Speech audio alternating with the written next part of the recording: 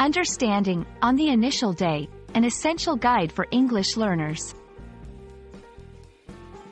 Hello, everyone. Welcome back to our channel.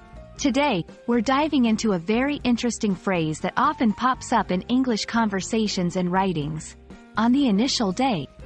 This phrase might seem straightforward, but it's packed with nuance and is a great example of how English uses prepositions to denote time.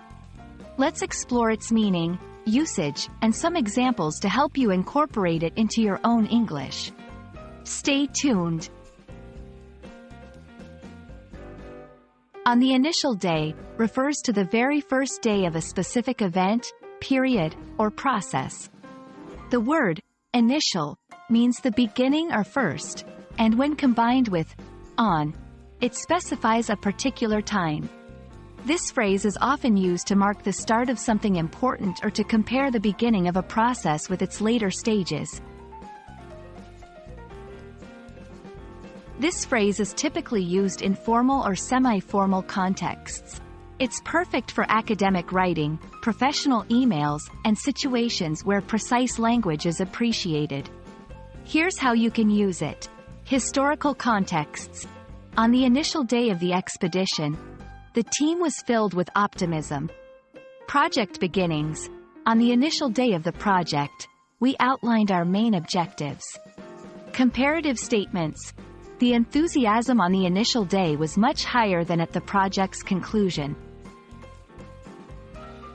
Remember, while on the first day is a more common alternative, on the initial day adds a touch of formality and specificity that can enrich your English expression. To solidify your understanding, let's look at a few examples. 1. On the initial day of the conference, key speakers highlighted the importance of innovation in technology. 2. She noticed a significant difference in attendance on the initial day compared to the last. 3. On the initial day of our vacation, we decided to explore the city center. These examples show how, on the initial day, can be used in various contexts to describe the start of different events or periods. I hope this exploration of on the initial day has been enlightening and has given you a new phrase to add to your English toolkit.